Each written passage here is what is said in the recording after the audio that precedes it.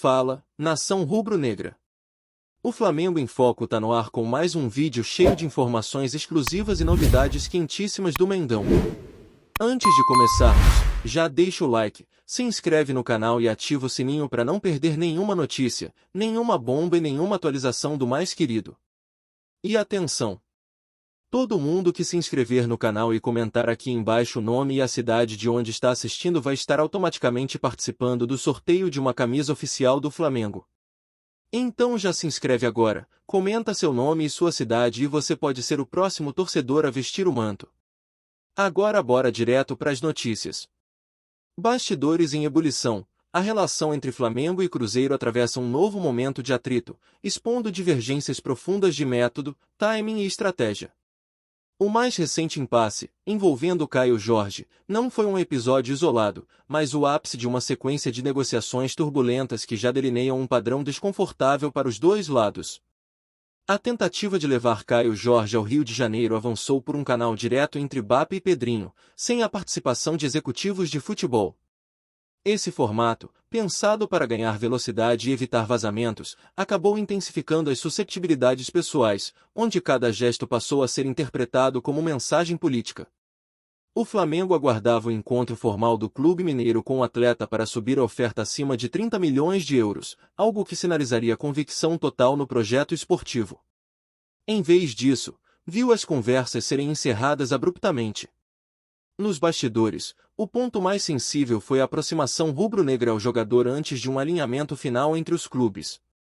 Felipe Luiz entrou no circuito para apresentar o plano esportivo, a função tática e a perspectiva de evolução de Caio no ambiente do Flamengo.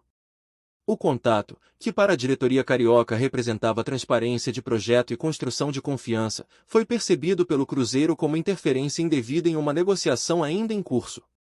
A reação foi dura. Os mineiros passaram a discutir a possibilidade de acionar instâncias internacionais por assédio.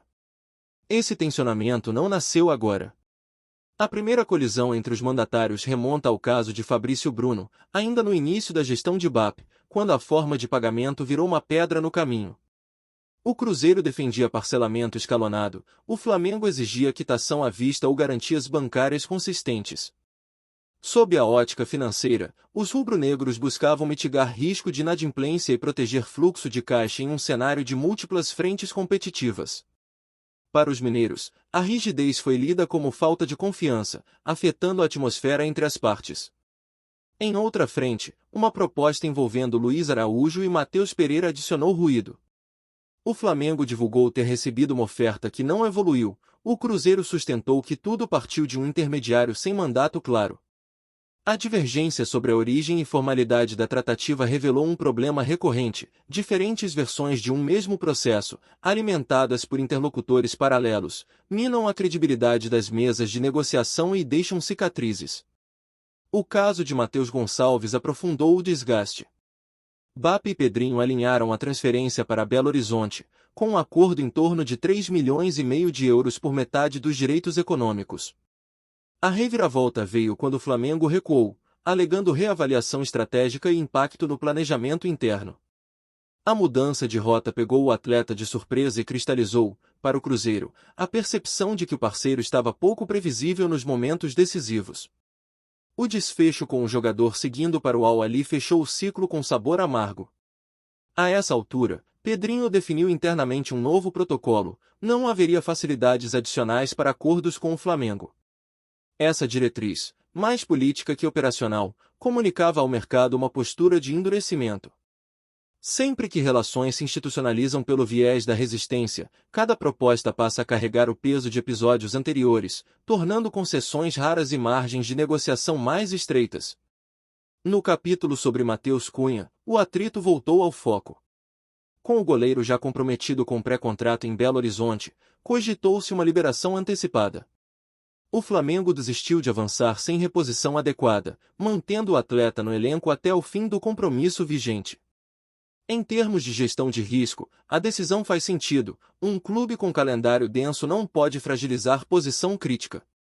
Para o Cruzeiro, porém, a expectativa frustrada reforçou o argumento de que o parceiro não sustenta sinalizações sob pressão de calendário e janela.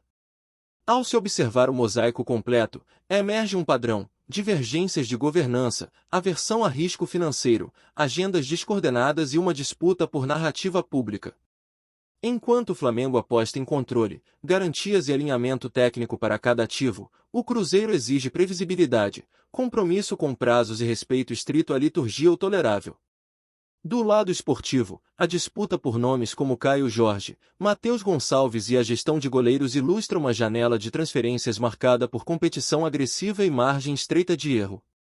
Com um calendário intenso e objetivos simultâneos, qualquer contratação deixa de ser apenas aquisição, torna-se peça em um tabuleiro de prioridades, marketing, vestiário e planejamento de médio prazo. O episódio atual tem impacto além das 4 linhas. Ao ventilar a possibilidade de acionar instâncias internacionais por assédio, o Cruzeiro eleva o patamar da contenda e coloca holofotes sobre práticas de mercado. Se avançar, a disputa servirá de jurisprudência informal, orientando condutas futuras e redefinindo o que é aceitável na cortejamento de atletas em disputa. Para conter a escalada, ambos precisarão recompor confiança. Isso começa por regras claras, cronogramas de conversas, papéis definidos entre presidentes e executivos, registros formais de cada etapa e um pacto de não interferência direta junto ao jogador antes de etapas cruciais entre clubes. Sem esse mínimo denominador comum, novos ruídos vão se transformar em novos embates. Em síntese, o imbróglio não é sobre um único atleta, mas sobre como 2 projetos esportivos, ambiciosos e em ascensão, se cruzam no mercado. O futuro imediato da relação vai depender menos de cifras e mais de método, disciplina processual, comunicação transparente e respeito a ritos. Sem isso, cada nova janela voltará a acender o mesmo pavio. Fala, nação rubro-negra! Antes de seguir com as notícias, aproveita e se inscreve no Flamengo em Foco e já deixa aquele like que fortalece demais. Assim você fica por dentro de tudo que rola no Mengão, em primeira mão e sem perder nada. Agora bora continuar com as novidades. A capa estampada com o rosto de André Rizek anunciando um dos maiores lutos da história do Flamengo não foi apenas uma manchete, tornou-se um símbolo de dor, reflexão e memória coletiva. O vídeo de abertura, divulgado em plataformas digitais, trouxe imagens fortes e depoimentos emocionados, despertando curiosidade e prendendo a atenção de milhões de torcedores. O tom sombrio e respeitoso da narrativa deixou claro que não se tratava de uma notícia comum, mas de um episódio que marcaria para sempre a história do clube. O Flamengo, acostumado a vitórias e conquistas, viu-se diante de um momento de profunda tristeza.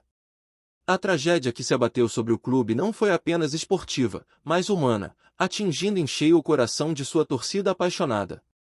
O luto coletivo transformou-se em uma das maiores comoções já vividas no futebol brasileiro. A repercussão foi imediata. Redes sociais foram tomadas por mensagens de pesar, homenagens e lembranças.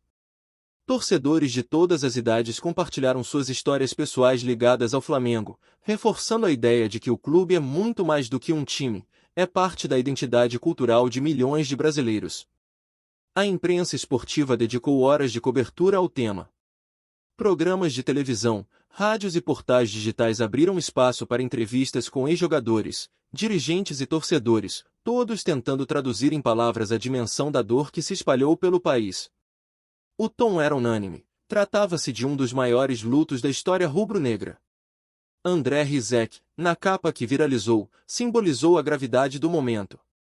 Sua expressão séria e o título impactante reforçaram a ideia de que o episódio não poderia ser tratado como mais uma notícia esportiva. Era algo que ultrapassava os limites do campo e exigia respeito e reflexão. No Rio de Janeiro, a cidade parou. Praças, bares e avenidas se tornaram pontos de encontro para torcedores que buscavam consolo uns dos outros. O Maracanã, palco de tantas glórias, foi iluminado em homenagem, transformando-se em um espaço de memória e solidariedade. Ex-jogadores e ídolos históricos do Flamengo se manifestaram com emoção. Muitos afirmaram que nunca haviam visto tamanha comoção em torno de um episódio ligado ao clube. Suas palavras reforçaram o peso simbólico do momento e a necessidade de preservar a memória daqueles que foram atingidos pela tragédia. A diretoria do Flamengo também se pronunciou, destacando que o luto seria respeitado em todas as suas dimensões. O clube anunciou medidas de apoio às famílias envolvidas e reforçou seu compromisso em transformar a dor em aprendizado, garantindo que episódios semelhantes jamais se repetissem. Torcedores rivais, em um raro gesto de união, também se solidarizaram. Mensagens de apoio vieram de todas as partes do Brasil, mostrando que, diante da dor, a rivalidade esportiva perde espaço para a empatia e a humanidade. O impacto internacional não tardou. Veículos de comunicação estrangeiros repercutiram o episódio, classificando-o como uma das maiores tragédias já vividas por um clube de futebol. A solidariedade atravessou fronteiras, reforçando a dimensão global do Flamengo e a força de sua torcida. Especialistas em sociologia e história do esporte destacaram que o luto vivido pelo Flamengo transcende o futebol. Para eles, trata-se de um fenômeno cultural, capaz de mobilizar milhões de pessoas em torno de uma narrativa de dor, memória e identidade coletiva. As homenagens se multiplicaram. Murais foram pintados, músicas compostas e vídeos produzidos em tributo às vítimas e ao clube. Cada gesto reforçava a ideia de que o Flamengo não estava sozinho em sua dor, mas acompanhado por uma legião de apaixonados que se reconhecem na sua história. O episódio também reacendeu o debate sobre responsabilidade e segurança no futebol. Dirigentes e autoridades foram cobrados por medidas mais rigorosas, com o objetivo de evitar que tragédias semelhantes voltem a ocorrer. O luto, nesse sentido, tornou-se também um chamado à ação. Dentro do elenco atual, jogadores se mostraram profundamente abalados.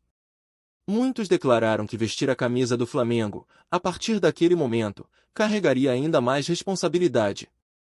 O luto coletivo transformou-se em motivação para honrar a memória daqueles que se foram. A narrativa construída em torno do episódio reforça a imagem do Flamengo como um clube que, mesmo diante da dor, não se rende. A capacidade de transformar sofrimento em força é vista como parte da identidade rubro-negra, que já enfrentou inúmeros desafios ao longo de sua história. O luto também se tornou um elo entre gerações. Torcedores mais antigos compartilharam suas lembranças com os mais jovens, criando uma ponte de memória que reforça a continuidade da paixão pelo clube. O episódio, embora doloroso, fortaleceu ainda mais os laços da comunidade rubro-negra. Do ponto de vista cultural, o episódio será lembrado como um marco. O Flamengo, que já é símbolo de paixão e resistência, agora carrega mais um capítulo épico em sua trajetória, reforçando sua conexão com milhões de torcedores espalhados pelo mundo. Em última análise, o luto vivido pelo Flamengo mostra que o futebol é muito mais do que um jogo. É emoção, identidade e memória. A capa de Rizek, com sua mensagem impactante, sintetiza a gravidade do momento e garante que a história jamais será esquecida. Assim, o Flamengo escreve mais um capítulo inesquecível em sua trajetória. Um capítulo de dor, mas também de união e resistência, que reafirma a grandeza de um clube capaz de transformar até mesmo o luto em parte de sua identidade imortal. A repercussão em torno do luto histórico vivido pelo Flamengo continua a se expandir, alcançando dimensões que vão muito além do futebol. O episódio, marcado pela capa de André Rizek e pela narrativa de um dos maiores lutos da história do clube, segue sendo discutido em rodas de torcedores, programas esportivos e até em espaços acadêmicos, mostrando que a dor coletiva se transformou em tema central da sociedade brasileira. Entre os torcedores, a comoção permanece intensa. Muitos relatam que o sentimento de perda ainda não foi superado e que cada lembrança ligada ao episódio traz à tona emoções profundas. As redes sociais seguem repletas de homenagens, vídeos e mensagens que reforçam o vínculo afetivo entre o Flamengo e sua imensa torcida, que se vê unida em torno da memória e da solidariedade. A imprensa esportiva continua a dedicar espaço significativo ao tema. Programas de televisão e rádios esportivos promovem debates sobre o impacto do luto na identidade do clube e na relação com seus torcedores. Jornalistas ressaltam que o episódio não pode ser esquecido e que deve servir como marco para reflexões sobre responsabilidade, segurança e humanidade dentro do esporte. No cenário internacional, a repercussão também se mantém. Veículos de comunicação estrangeiros seguem acompanhando os desdobramentos, destacando a dimensão global do Flamengo e a força de sua torcida. A solidariedade de clubes e torcedores de outros países reforça a ideia de que o luto transcende fronteiras e se torna parte da memória coletiva do futebol mundial. Ex-jogadores e ídolos históricos continuam a se manifestar. Muitos têm participado de eventos e entrevistas para compartilhar suas lembranças e reforçar a importância de preservar a memória do episódio. Suas palavras emocionadas ajudam a manter viva a narrativa de respeito e homenagem, fortalecendo ainda mais o vínculo entre passado e presente. Do ponto de vista institucional, o Flamengo segue empenhado em transformar a dor em aprendizado. A diretoria tem reforçado medidas de apoio às famílias e iniciativas de responsabilidade social, mostrando que o clube busca honrar a memória daqueles que foram atingidos pela tragédia. Essa postura tem sido elogiada por autoridades e especialistas. Torcedores rivais continuam a demonstrar solidariedade. Em jogos recentes, faixas e mensagens de apoio foram exibidas em estádios de diferentes clubes, mostrando que, diante da dor, a rivalidade esportiva cede espaço para a empatia e o respeito. Esse gesto raro reforça a dimensão humana do episódio. O impacto cultural também segue sendo discutido. Historiadores e sociólogos apontam que o luto vivido pelo Flamengo se tornou um fenômeno social, capaz de mobilizar milhões de pessoas em torno de uma narrativa de dor e identidade. O episódio já é considerado um marco na história do esporte brasileiro. Dentro do elenco atual, jogadores continuam a destacar que o luto coletivo é uma motivação adicional para honrar a camisa rubro-negra. Muitos afirmam que cada partida agora carrega um peso simbólico ainda maior, transformando o campo em espaço de homenagem e resistência. Em última análise, a repercussão mostra que o episódio não será esquecido. O Flamengo, sua torcida e o futebol brasileiro carregam agora um capítulo de dor que se transformou em símbolo de união, memória e identidade. O luto permanece vivo, não apenas como lembrança, mas como parte da história imortal do clube. Aqui no Flamengo em Foco, você recebe as notícias mais quentes do Mengão todos os dias. Então já se inscreve no canal, deixa aquele like maroto e ativa o sininho para não perder nenhuma atualização importante sobre o mais querido. Comenta aqui embaixo o que você achou dessa notícia, a opinião da nação é fundamental. A gente se vê no próximo vídeo.